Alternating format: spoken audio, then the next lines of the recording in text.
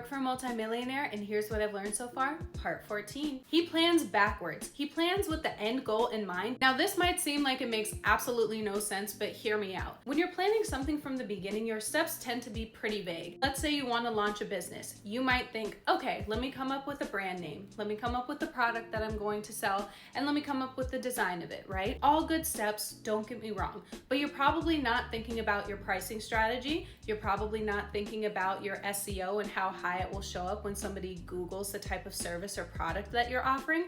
And you're probably not thinking about your LLC, your S Corp, your EIN, all of these very specific steps that you do need to think about. When you're planning backwards, it forces you to be much more intentional about the steps you take. Instead of having a goal that is more vague, saying I want to start a business, you'll probably have a goal that's more specific, such as I want to have a business that by 2027, it will be generating at least 6 figures. That's very specific. And when you're thinking backwards, you're probably going to think something like this. If I want to have a business that generates 6 figures by 2027, what industries am I looking at? Is it going to be fintech? Is it going to be AI? Is it going to be a product? Is it going to be a service? Does anybody else have it? Now your thinking is much more specific because you're thinking backwards and you're also looking at what is already out there. If someone has already done this or done something similar, use that information to your advantage. Don't stress over things that have already been discovered. Just refine them for your specific goal. Working backwards can help you to work smarter and not harder. It's not about the cards that you were dealt in life, but it is about how you play those cards. Do not get me wrong.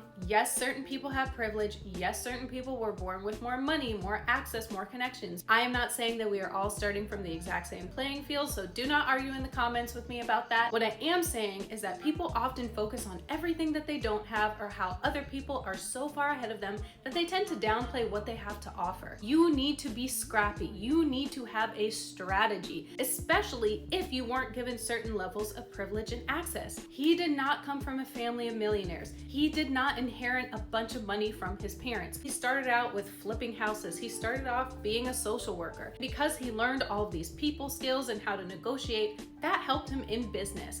Not only to launch a business, but to buy other businesses, maintain certain relationships, and also know when to cut certain relationships off. Just because you don't start off in some amazing place with a bunch of wealth and money, that doesn't mean that you're always going to be behind. You just need to figure out what strategy works best for you. What can you do that nobody else can? Whether it's a skill, your personality, how you market yourself, focus on the things that you can control and utilize them.